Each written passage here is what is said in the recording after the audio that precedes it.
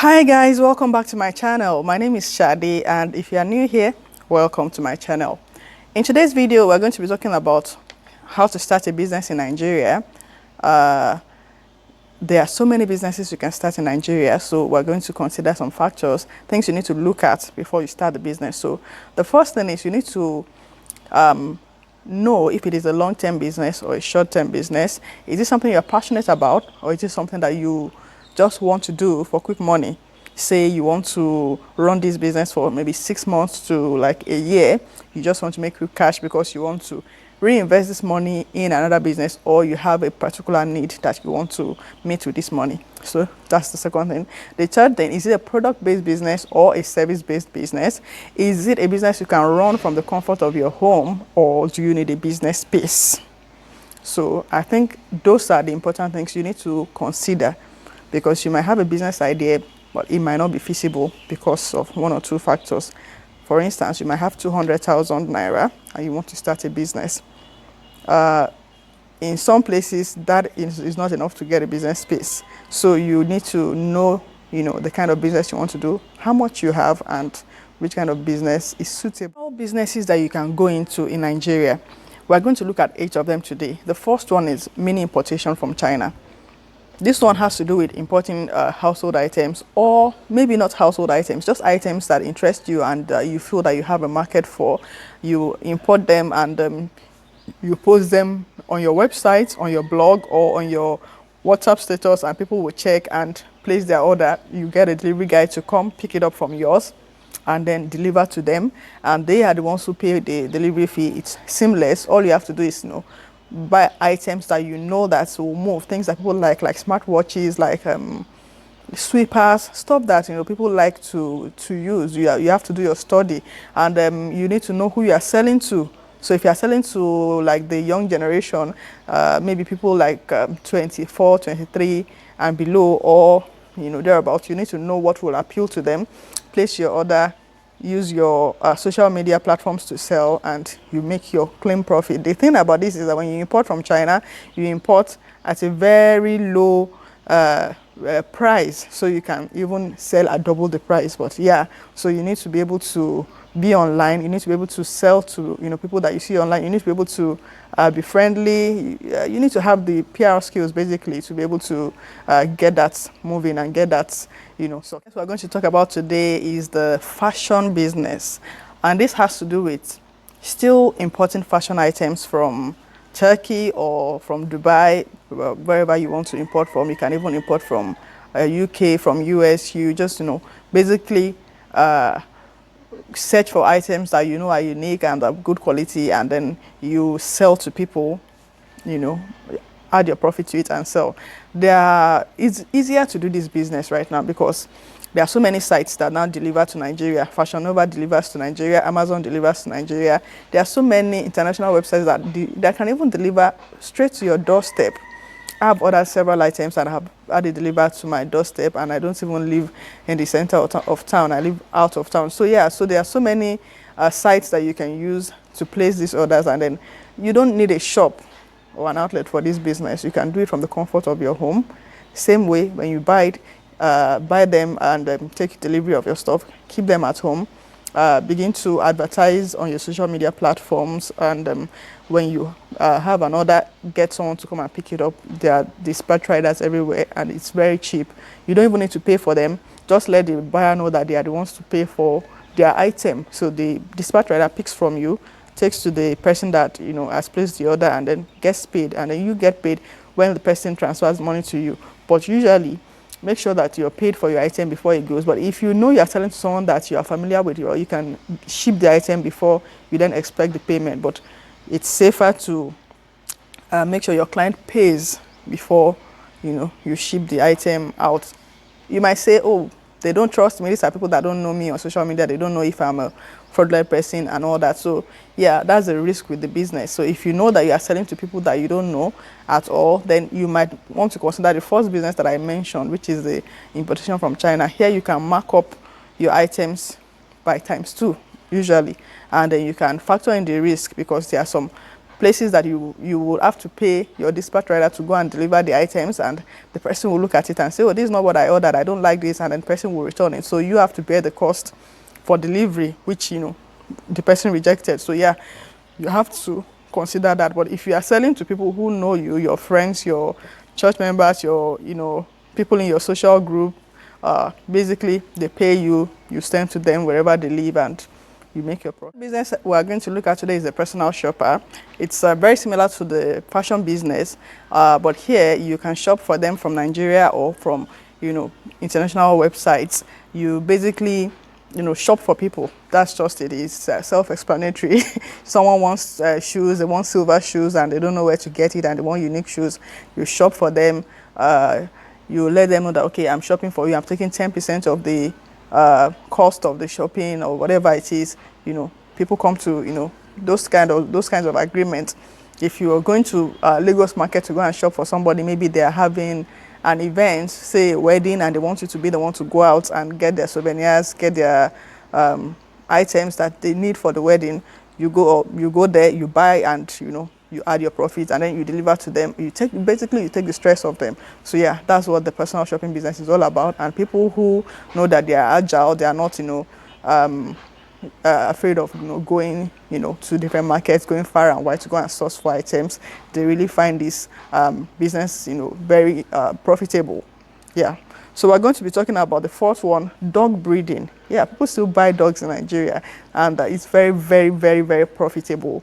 So it's about getting dogs in your compound, taking care of them, breeding them, and once they mature and start producing puppies, you sell to people who need them, and basically you keep repeating the cycle and make your money. We're going to be talking about today has to do with poultry or catfish.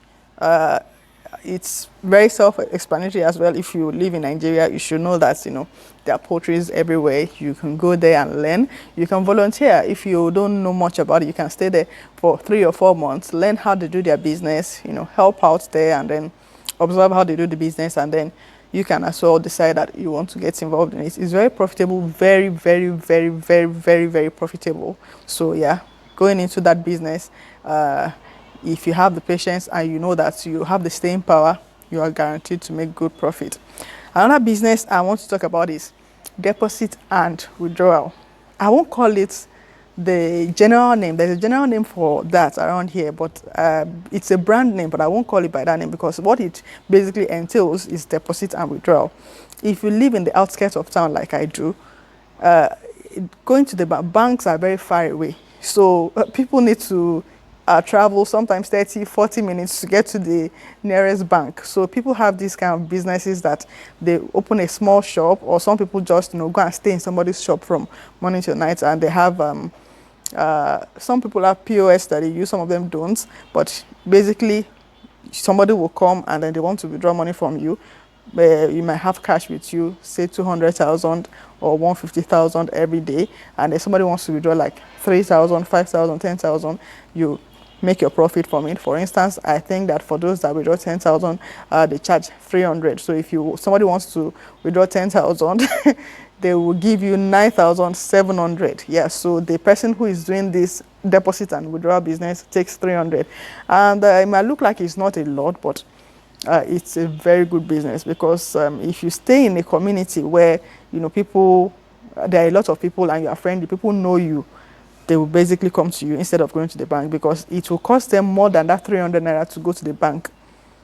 If I use where I live, for example, it will cost more than that to go to the bank to go and withdraw money. So if somebody says they want to withdraw 10,000, it's so easy to go to the nearest agent that does that, withdraw your money, and the agent gets their money. So in a day, you might have up to 20, 30, 40 people coming to you, and then, you make your money. If it is 500 times 10, that's, what you make.